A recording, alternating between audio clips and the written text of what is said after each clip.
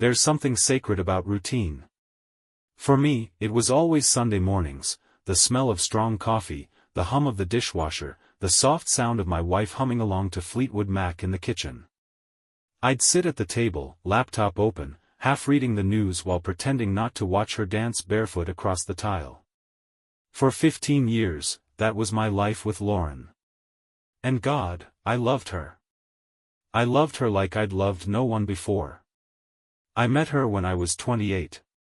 She was 24, fresh out of grad school, sharp-tongued and absurdly beautiful. I met her at my best friend Micah's engagement party. She was his fiancée's cousin. I cracked some joke about the cocktail napkins being too fancy, and she laughed like I'd told the greatest story ever written.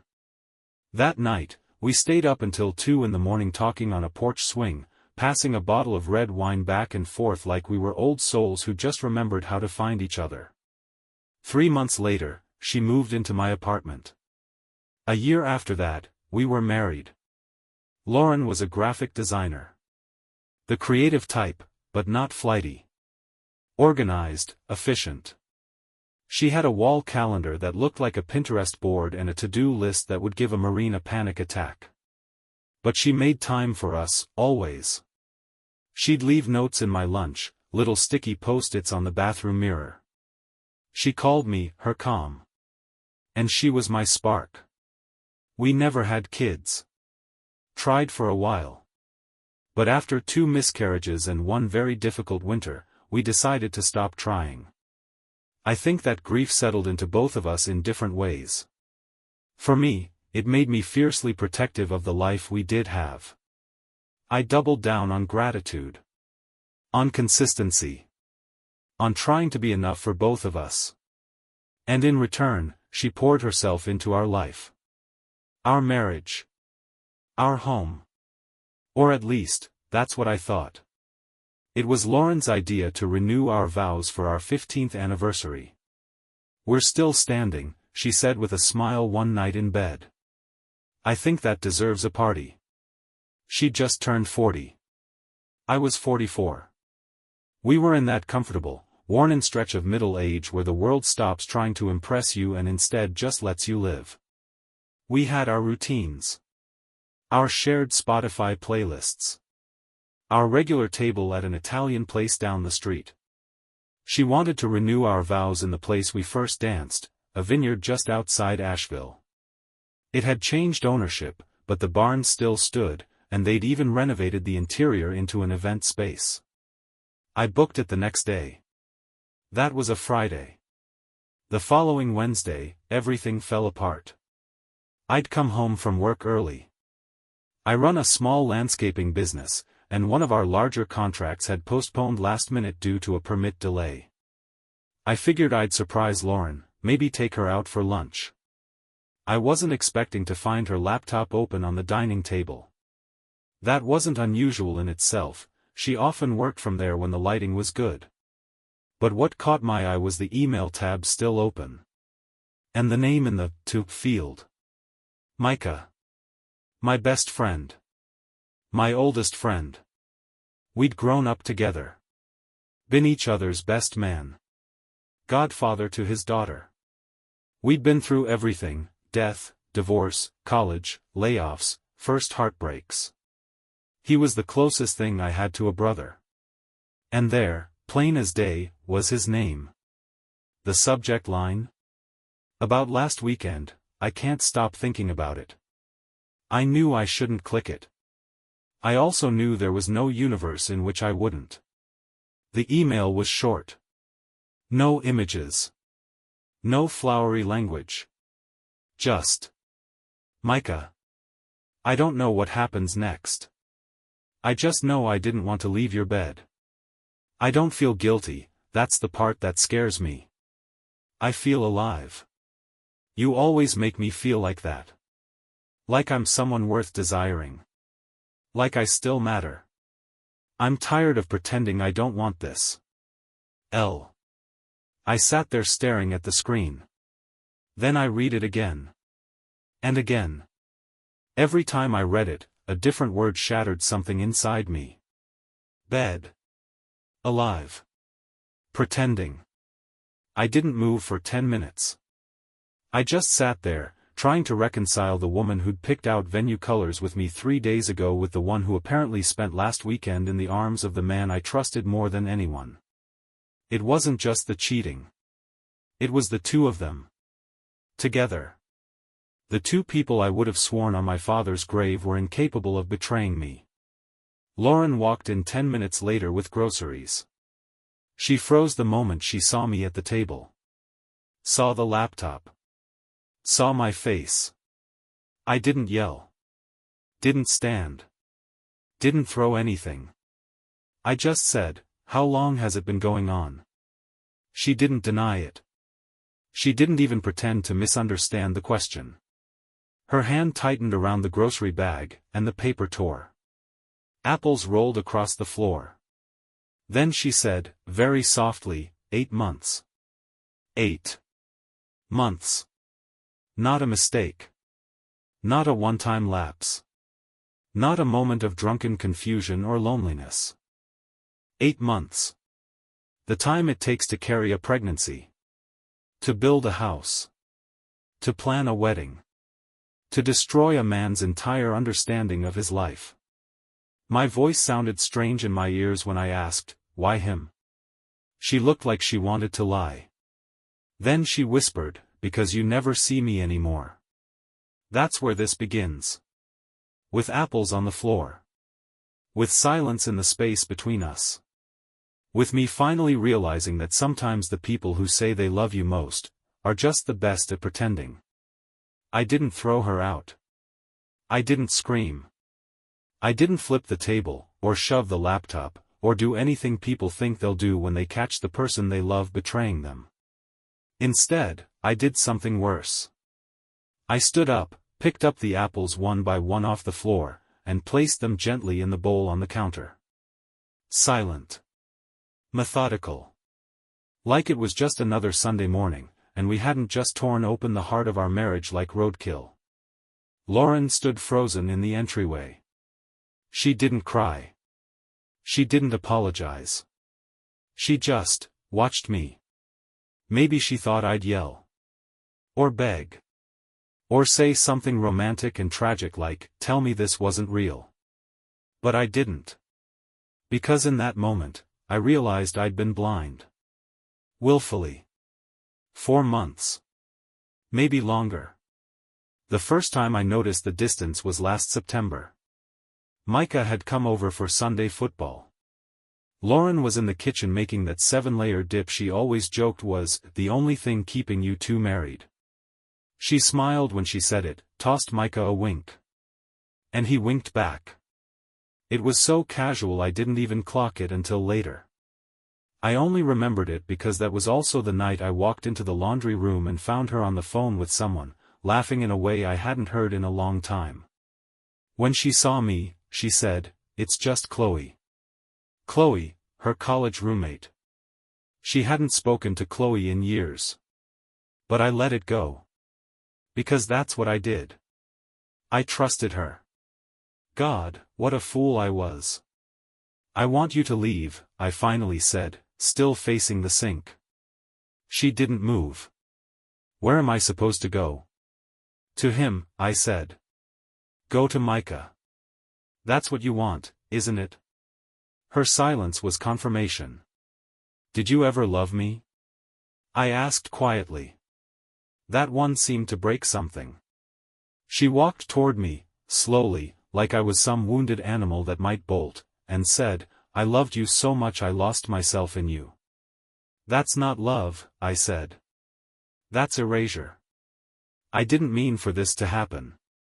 They never do. I finally turned to look at her. Her eyes were glassy, her mouth trembling, but there was something else in her expression. Not just guilt. Regret. A quiet kind. The kind you feel when you realize you never really knew what love should have been. I handed her the keys to my truck. "Take it. Just go." She looked at me like she might say no, like she wanted to fight. But then she nodded. Took the keys. And left. I stood alone in the house we'd built for 15 years. Every creak in the floorboard sounded like a betrayal. I sat on the couch and stared at the wedding photo above the fireplace. It was one of those candid shots, not posed. We were laughing.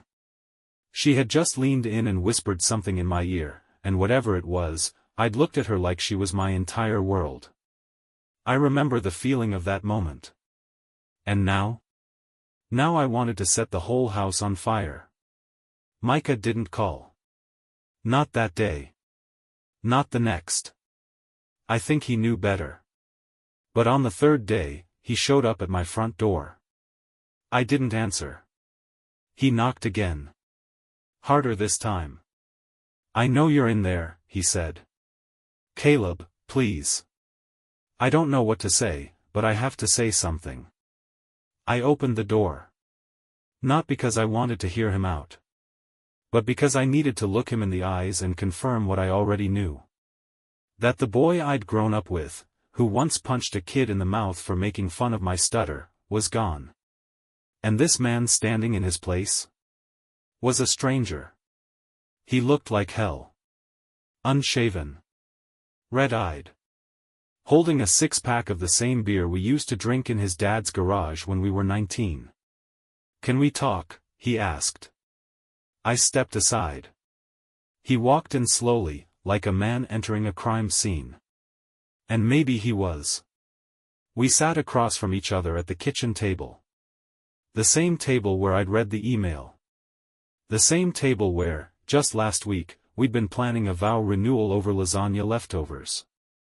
"I'm not gonna make excuses," he said. "I fucked up."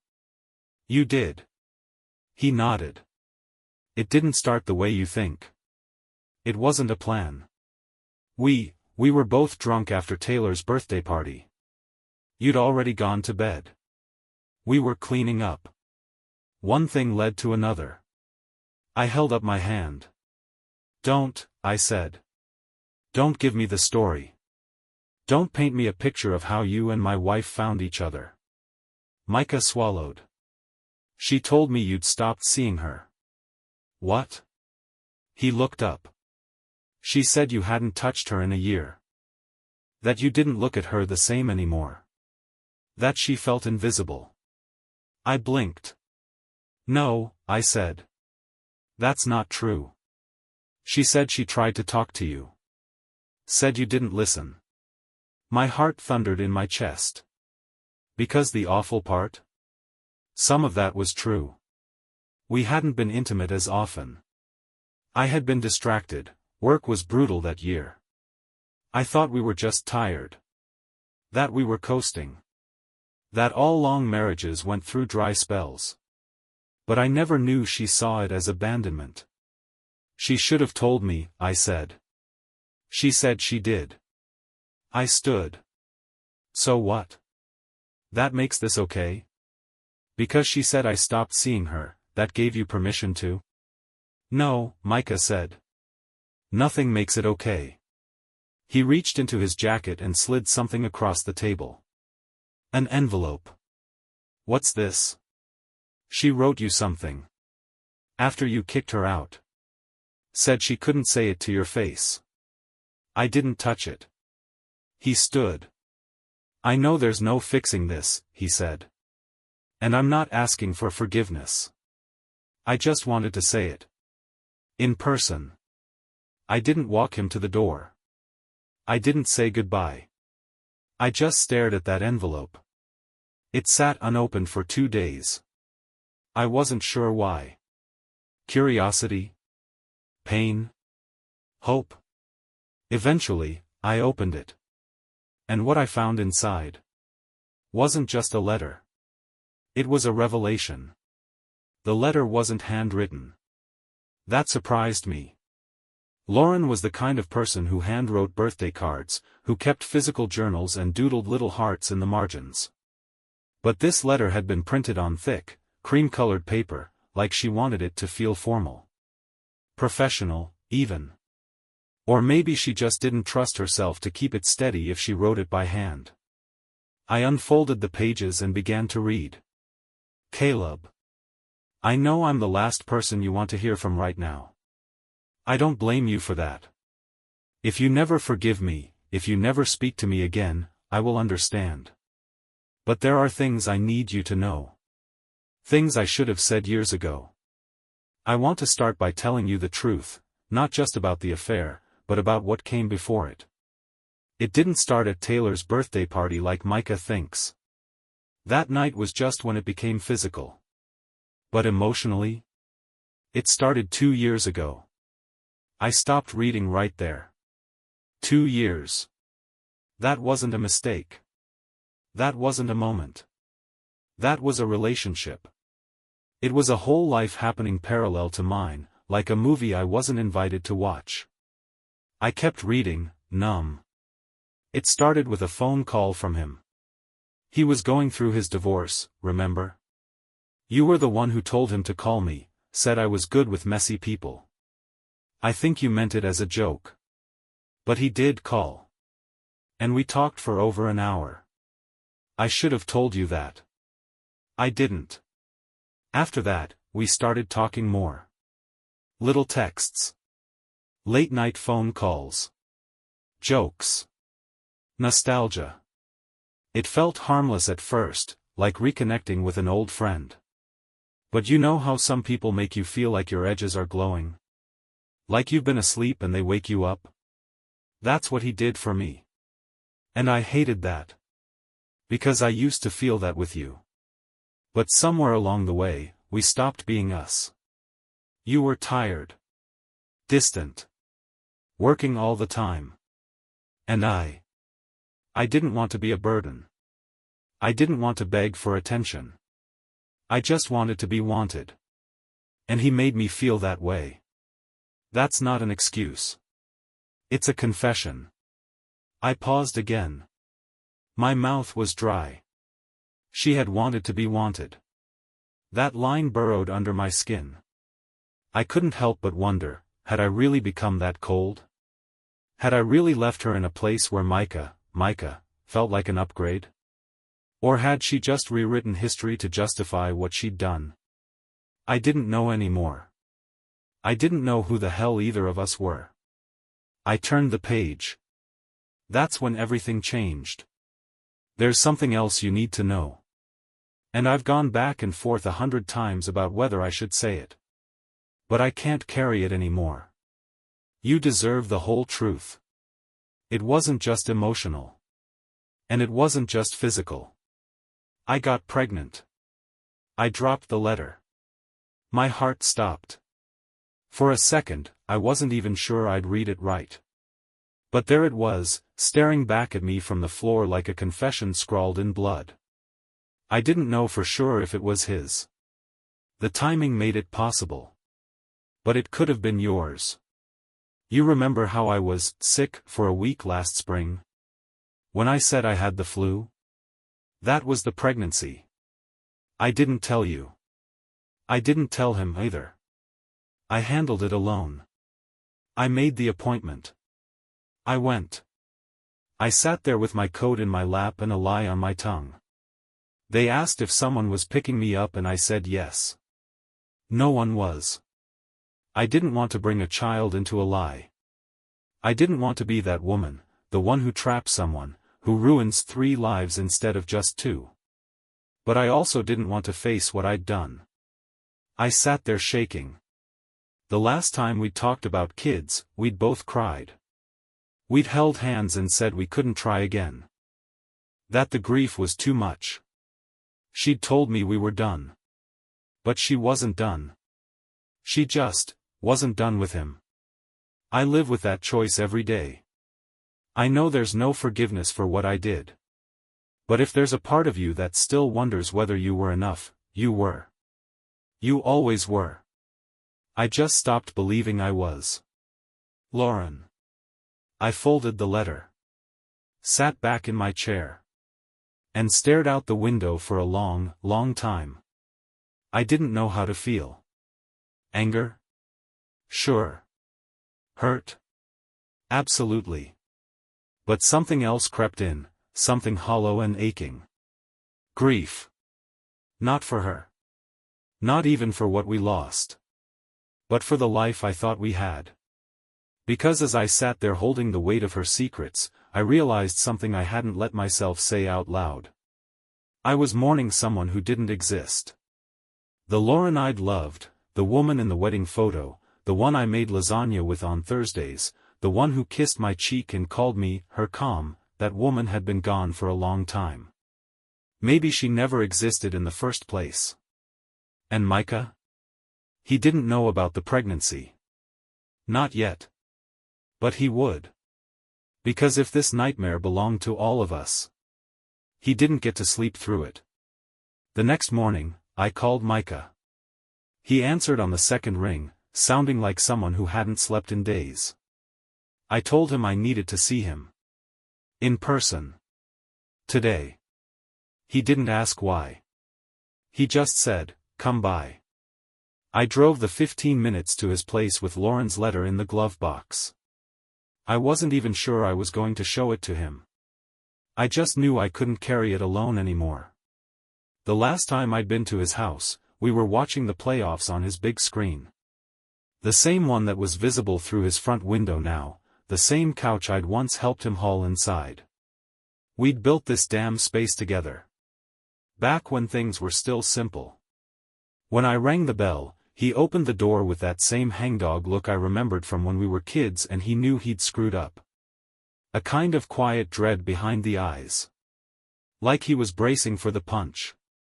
He moved aside to let me in, but I didn't step through. "We'll talk on the porch," I said. He followed me around to the back. We sat in two faded patio chairs that squeaked under our weight, the kind that had been out in too many summers and forgotten through too many winters. I pulled the envelope from my jacket and held it in my hands like it was radioactive. "I read the letter," I said. Micah's shoulders tensed. "Okay. She told me everything." He looked down. "I figured." "No," I said. "Not just the affair. Everything." He frowned. "What do you mean?" "She got pregnant." His head snapped toward me. "What?" "Yeah. She said she didn't know if it was mine or yours." He went pale. Completely pale. Like all the blood had drained out of his face in one sudden, catastrophic retreat. "She never told me," he whispered. "I swear to God, Caleb, I didn't know." He put his hands to his head. "Jesus Christ. She didn't tell me either," I said. "Not until now." He sat forward, elbows on knees, staring at the ground like it might give him some kind of answer. "When was it?" "Last spring. When she said she had the flu." He let out a bitter laugh. "I brought her soup that week. Left it on your front porch. Remember that?" I did. I remembered thanking him. Telling him he was a good man. I stared at him. The betrayal still hadn't stopped bleeding, but there was something else now. Something new. Confusion. Pain, too. But something more complicated than that. Micah looked back up at me. His eyes were glassy. "If I'd known." "What?" I asked. "You'd have told me? You'd have begged her to keep it?" He shook his head slowly. "I don't know. I thought I was the problem. I thought you were the good one. You had the job. The marriage. The life. I didn't mean to wreck it, Caleb. I swear to you." "No," I said. "You just meant to borrow it for a while. Right?" He didn't respond. We sat there in silence. Birds chirping in the distance. The wind rustling dry leaves. The quiet wasn't peace. It was the kind of silence that comes after an earthquake, the long, hollow stillness where you realize the world has shifted beneath you, and nothing looks the same. I finally said, "Did she love you?" "I don't think so," he said. "I think she hated who she was with you, and I let her pretend to be someone else." "And you?" He paused. No, he said. I didn't love her. I didn't know if that made it better or worse. He looked at me then. Real emotion on his face. No arrogance. No defensiveness. Just pain. I miss us, man, he said. Not her. Us. What we were. I stared at him. I mourned my wife, I said. Now I have to mourn my best friend, too. He nodded. I'm sorry, he whispered. I stood. I believe you. I took a deep breath. But that doesn't mean I'll ever trust you again. I left without saying goodbye. Because some endings don't need to be spoken out loud. They're not explosions. They're slow, quiet goodbyes with the front door closed and no one watching. That night, I went home and reread Lauren's letter. I didn't feel anything new. I didn't cry. But I slept better than I had in weeks. Not because the pain was gone. But because it had finally stopped growing. 2 days later, I got a message. It was from someone I hadn't spoken to in years. A woman named Becca. Lauren's former coworker. Someone I barely remembered from a Christmas party. But her message was short. And terrifying. Hey Caleb. I've been holding something back for a long time. I think you need to know the truth about what really ended your marriage. It wasn't just Micah. Can we talk? Becca had always struck me as one of those people who knew more than she let on. I remembered her from one of Lauren's company holiday parties, a sharp-eyed, reserved woman with curly hair and a quiet wit. I only ever talked to her in passing, usually about things like wine pairings or the weather. She was Lauren's work friend. That's all she'd ever been to me. So when her message came through, it wasn't just Micah, I couldn't ignore it. I didn't respond right away. I sat with it for a few hours, rereading it until the words blurred. I didn't think there was more to learn. I thought I'd already taken every gut punch this betrayal had to offer. But something about her wording, it felt final, like someone flipping over the last stone in a very dark garden. That night, I messaged her back. Where and when? She replied almost instantly. Tomorrow. Coffee. That place near the old train station. 11 a.m. I barely slept. By 10:40 I was parked outside the cafe, hands clenched on the steering wheel. It was overcast, with that Carolina drizzle that never quite commits to a storm, just enough to make everything gray. Becca arrived right on time. She spotted me through the window, gave a nod, and walked in. We didn't hug. Didn't shake hands. She ordered black coffee and sat across from me, her posture straight, her eyes calm but serious. Thank you for coming, she said. I nodded. You said you had something I needed to know. She took a sip of her coffee. Looked out the window for a beat. Then she turned back to me and said. It wasn't Micah that started it. Not really. He was just the end point. I leaned forward. Then who? She shook her head. It's not a who, Caleb. It's a what. That made me pause. Becca folded her hands on the table and exhaled like she'd been holding this for years.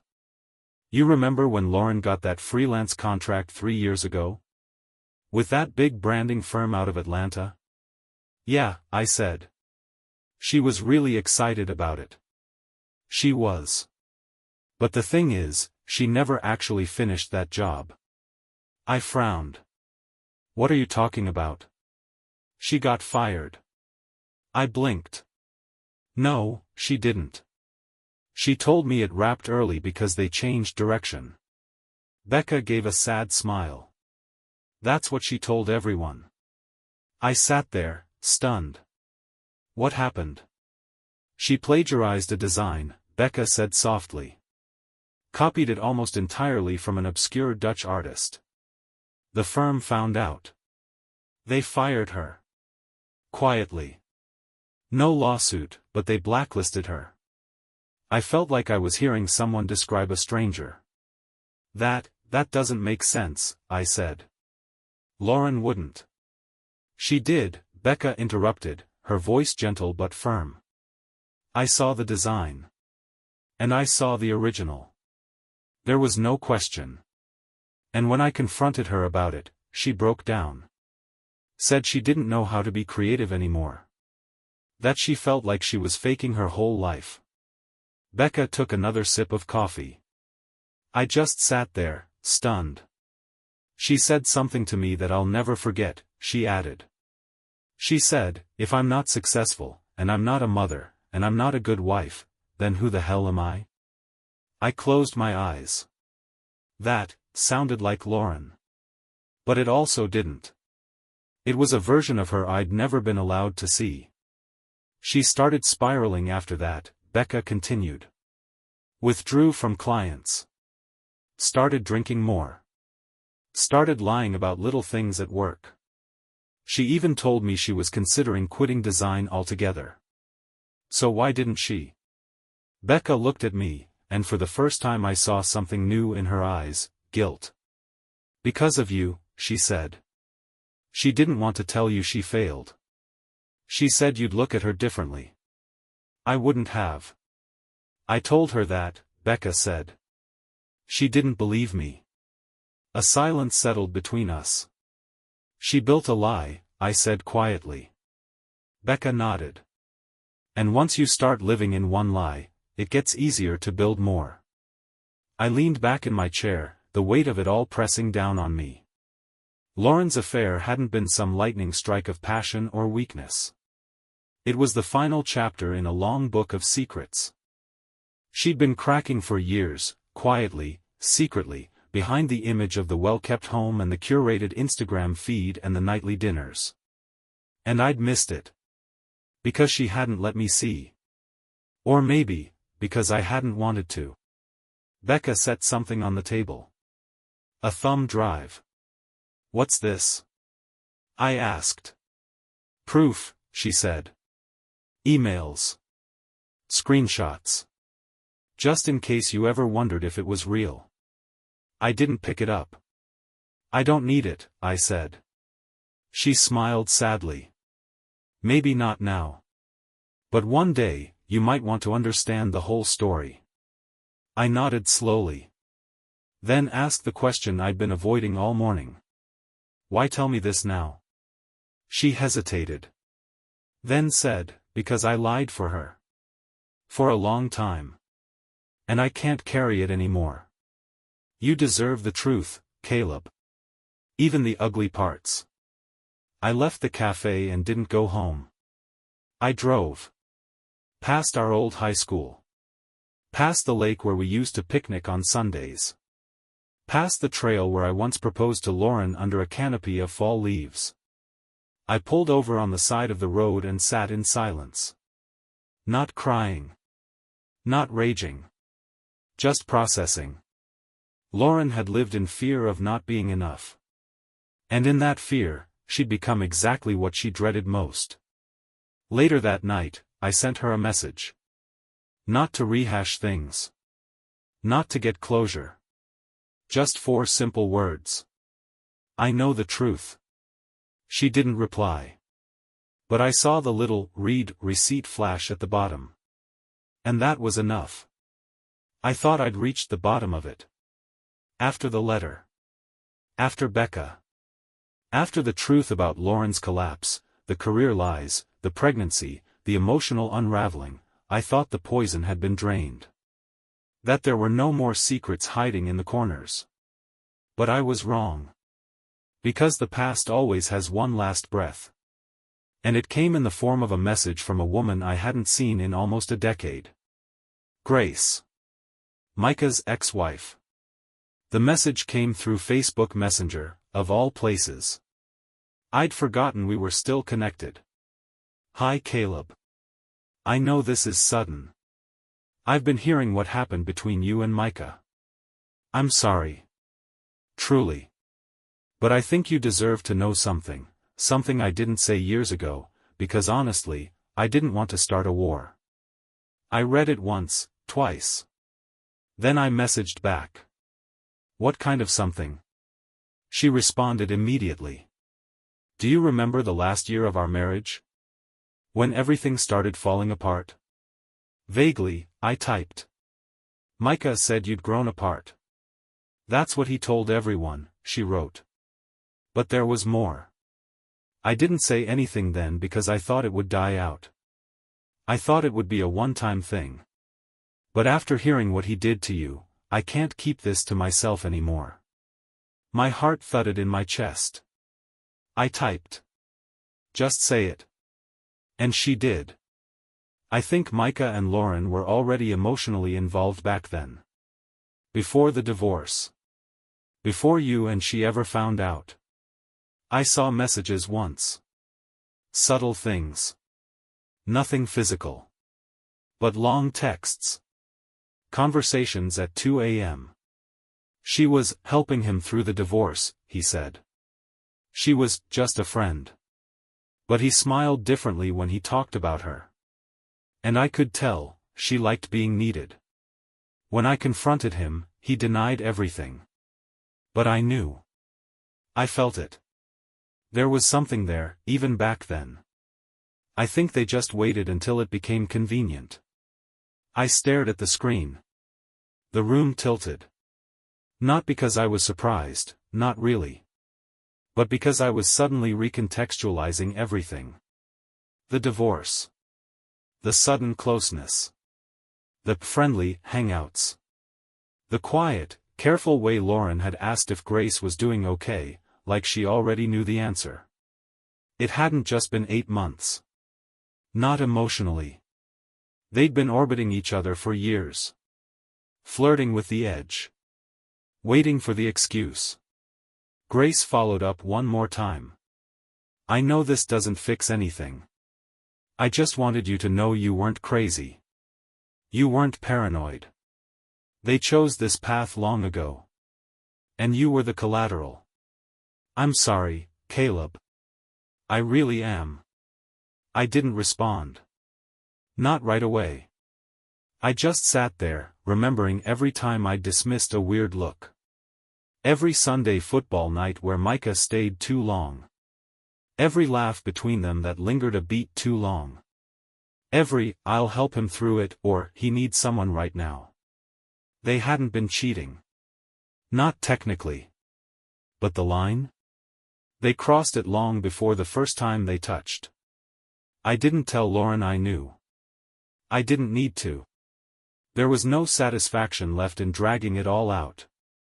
No confrontation that would bring back the man I was before. Instead, I sat down that night and did something simple. I pulled out an old photo album, one Lauren made for our 10-year anniversary. It had us in hiking gear. Laughing in the kitchen. Holding each other at a friend's wedding. I flipped through the pages one last time. Then I closed the book. Slid it back onto the shelf. And walked away. In the following weeks, I started building something new. Not out of revenge. Not out of performance. Just out of necessity. I took longer walks. Called my sister more often. Told my mom the truth. Every hard detail. She didn't say, I told you so. She just hugged me and said, you didn't fail. You trusted. And weirdly, that helped. I started therapy. For the first time in my life. I told the therapist I didn't know what I was supposed to feel. He said, start with what you are feeling. The rest will come later. One night, sitting on my back porch with a beer in hand, I opened a message from Becca. Just 3 words.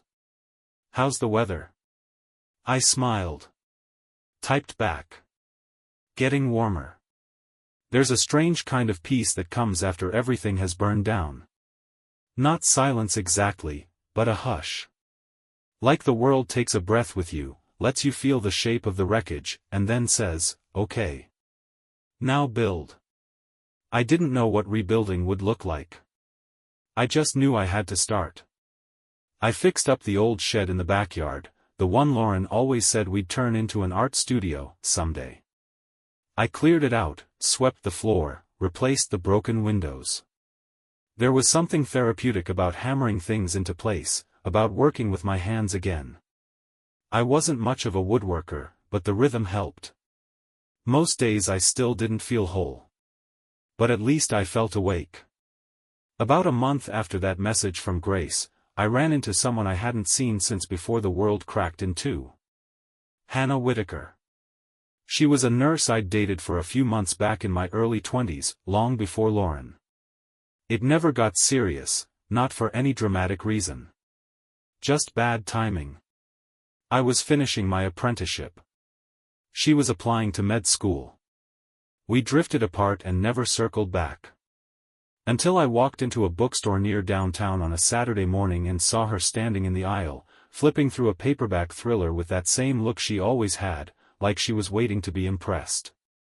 Her hair was a little shorter, her freckles a little more pronounced, but she looked almost exactly the same. She glanced up, saw me, and froze. Then her lips curled into a smile. "Well, I'll be damned," she said. "Caleb Rowan." I laughed. "Didn't expect to see you here." "Didn't expect to be seen," she said, slipping the book back into the shelf. "Trying to hide from my weekend errands." We hugged, that quick, slightly unsure hug you give someone you used to know intimately but haven't seen in years. Warm. Familiar. A little awkward. "You look good," she said. "You always were a bad liar," I replied. Her smile faded slightly, just enough to register concern. "Heard about the divorce." I nodded. "Messy?" "You could say that." "Yours?" "No. But I cleaned up the aftermath." She didn't press. Didn't dig. Just nodded in that way people do when they know there's more, but also know you'll tell it if and when you're ready. We ended up getting coffee next door. At first, it was just catching up, where she worked, trauma nurse at the university hospital, how long she'd been back in town, 2 years, what she was reading, everything, always. We talked about her golden retriever, my half-dead garden, the construction happening downtown that never seemed to finish. Then somewhere between the second cup and the shared pastry, it stopped feeling like nostalgia. And started feeling like something else. Something present. Something possible. She didn't flirt. She didn't offer therapy or pity or play the "I can't believe she did that to you" game. She just saw me. Saw past the cracked edges and the lingering smoke. And I think, for the first time in months, I let someone see me, too. We walked out to the parking lot together, hands in our pockets, a breeze catching her hair and lifting it like some movie moment. "Well," she said, "this was better than cleaning out my pantry." I smiled. "Think we can top it sometime?" Her eyebrows lifted slightly. "Are you asking me to dinner, Caleb Rowan?" "I'm asking if you'd like to make a good memory with someone who's learning how to live again." She looked at me for a long second. Then she said, simply, "Yeah. I'd like that." We went to dinner the following week. Not a date, exactly. Not a date either. Just two people rebuilding. And as we sat across from each other, trading stories, I realized something. I wasn't healed. Not fully. But I was healing. And that was enough. That night, I got home and sat on my back porch. I looked out at the shed I'd rebuilt. At the stars. At the stillness. Then I picked up my phone and typed one last message to Lauren. "You don't need to reply. Just wanted you to know, I'm okay now. And I hope, one day, you are too." I hit send. Not for closure. Not for forgiveness. But for freedom. They say time doesn't heal all wounds. And maybe that's true. But it does something else, something better, in its own quiet way. It softens the edges. Blurs the harsh lines. Gives you enough distance to stop defining yourself by what hurt you. It's been 3 years. And I no longer think of myself as the man whose wife cheated. I'm just Caleb again. Not broken. Not rebuilding. Just, living. I live outside of Asheville now. Bought a little piece of land near a stream, tucked behind a thicket of trees that explode with color every fall. It's quiet. Not the kind of quiet that echoes like loneliness, the kind that feels like calm. Peaceful. The house is modest, but every inch of it was picked by me. The countertops, the floors, the light fixtures. Even the paint in the living room, a deep, moody blue that I used to think was too bold until Hannah walked in and said, "It looks like it was always meant to be here." That's how she is. She sees things for what they are. And somehow, still loves them. Yeah, Hannah's still here. More than that. She lives here now. We didn't rush. For a long time, it was just slow mornings and coffee on the porch, late-night drives, Sunday grocery runs where we argued about cereal brands and playlist orders. We built something that didn't have a name at first. Just a rhythm. An honesty I'd never had before. The kind of intimacy that wasn't about fixing each other, but knowing each other. She asked me once, about a year in, "Do you still think about her?" I didn't lie. Sometimes. "What does it feel like now?" "Like a scar," I said. "There. Faint. But not bleeding." She nodded, then kissed my cheek and said, "Then we'll keep healing." And we have. Last fall, we got engaged. No big announcement. No elaborate proposal. I just handed her a ring one morning over French toast and said, "I want to spend the rest of my life knowing that this time I'm seen." She didn't cry. She just smiled like I'd finally said something she already knew. We're not perfect. We've had fights. Days where old fears flare up like old injuries before a storm. But we talk. We listen. We never weaponize silence. We don't pretend the past didn't happen. But we don't let it drive the car anymore. Sometimes people ask if I ever heard from Lauren again. The answer is yes. Once. About a year after everything, I got a card in the mail. No return address. Inside was a single sentence. "Thank you for letting me go before I destroyed more than just you." I never responded. Not because I hate her. But because I finally understand that letting go isn't about them. It's about you. And once I let go of Lauren, of Micah, of the story I thought I was supposed to live, I got to build a better one. My own. The last photo in the album Hannah and I started shows us standing in front of our shed, now her studio, covered in paint and sawdust, grinning like idiots. In the background, you can see the old wind chimes swaying in the breeze. The caption she scribbled underneath reads, "Some things are worth waiting for." And yeah, they are.